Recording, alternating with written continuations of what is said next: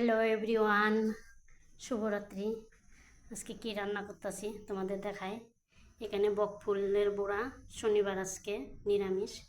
বকফুলের বড়া আর এখানে কাঁঠাল দিয়া মটর মটর দিয়া নিরামিষ তরকারি। আলু দিছি, আলু দিয়া মটর দিয়া কাঁঠাল দিয়া নিরামিষ তরকারি মাখা মাখা।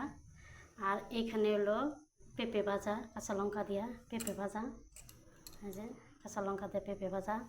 আর এখানে অল্প একটু মুগ ডাল রান্না করছি। আমার ছেলে মুগ ডাল রান্না দেখা কইছে, মুগ ডাল রান্না করছি একটু। আর এখন বকফুলের বড়া ভাজবো, কড়াই ধরা দিছি, এখন তেল দিয়ে দিব। আমার ছেলে এসে করছে, তেল দিয়ে দিলাম, কড়াই গরম হয়ে গেছে।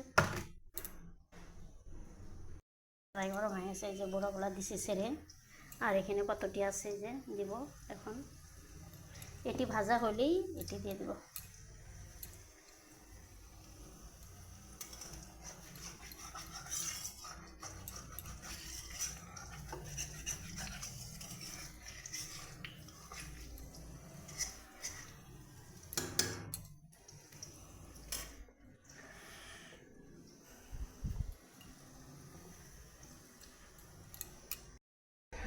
এই যে আরও কতটি দিয়ে দিব এখন তেলের মধ্যে।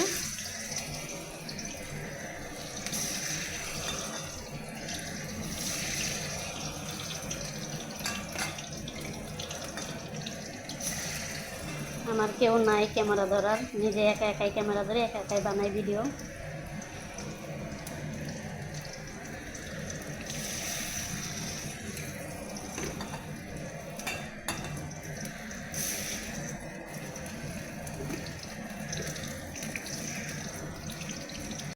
এই যে সব ভাজা হয়ে গেছে গা, বকফুলের বড়া একদম মুচমুচি হয়েছে একদম।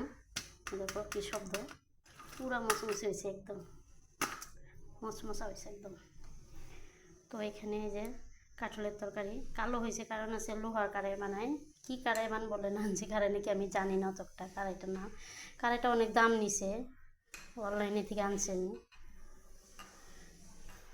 700 টাকা নিছে এই কারাইটাই। কিন্তু তেলটা কম খায়, কারাইটা কালো হয়, যে কোনো তরকারি রান্নালে একটু কালো হয়। তো কাঁঠাল দিয়া মটর দিয়ে বানাইছি। আর এখানে পেঁপে ভাজি তো দেখাইলাম, কাঁচা লঙ্কা দেওয়া। আর ছেলের জন্য অল্প মুগ ডাল রান্না করছি। ও তো এই যে এগুলা হাবি যাবে খাইতেছে না। আজকে শনিবার নিরামিষ সব। তো ভিডিওটা কেমন লাগলো, যদি ভালো লাগে লাইক কমেন্ট শেয়ার করে দিও। তো এই পর্যন্তই রেখে দিই এখন।